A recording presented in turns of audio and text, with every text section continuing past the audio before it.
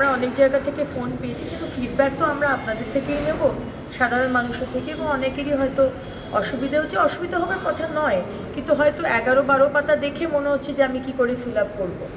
তো আমরা চেষ্টা করছি সেটাকে যদি ইজিয়ার করা যায়, কারণ আলটিমেটলি দেখুন, এটা 11-12 পাতা যে ইনফরমেশন, সেই ইনফরমেশন দিলেই যে আপনি অন্নপূর্ণার ভাণ্ডার পাবেন সেটা কিন্তু নয়।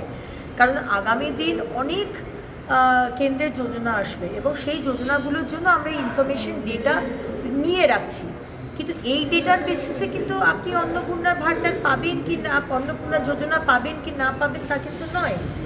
সুতরাং এখানে ভয় পাওয়ার কোনো বিষয় নেই।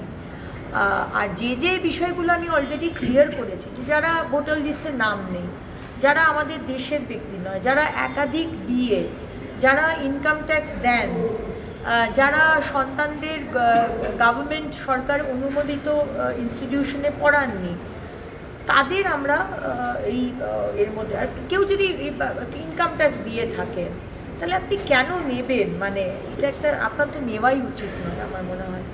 তো এটা আমরা দেবার তো কেউ নেই, এটা তো মানুষের টাকা, আপনাদের টাকা, আপনারাই আপনাদের দিচ্ছেন।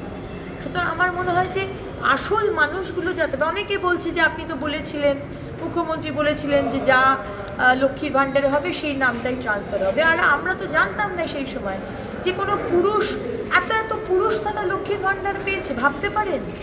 এটা কি আমি চাইবো যে আমাদের টাকা, আপনার টাকা পুরুষরা পাবে? তাহলে কার্তিক ভাণ্ডার বা গণেশ ভাণ্ডার করা উচিত ছিল, লক্ষ্মীর ভাণ্ডার নামটা দিলেন কেন? সুতরাং দেখুন, এই ডিসিশনসগুলো তো এখন নিতে হচ্ছে, কারণ আমরা চাই না যে কোনো ব্যক্তি যে এলিজিবল নয়, যে মহিলা, তার কাছে টাকাটা যাক, বা কোনো পুরুষের কাছে টাকাটা যাক। সেই কারণেই আজকে এই স্টেপসগুলো নেওয়া হচ্ছে। আপনারা আমাদের ভুল বুঝবেন না, আপনাদের টাকা সঠিক মানুষের কাছে যাক, আমরা সেই চেষ্টাই করছি।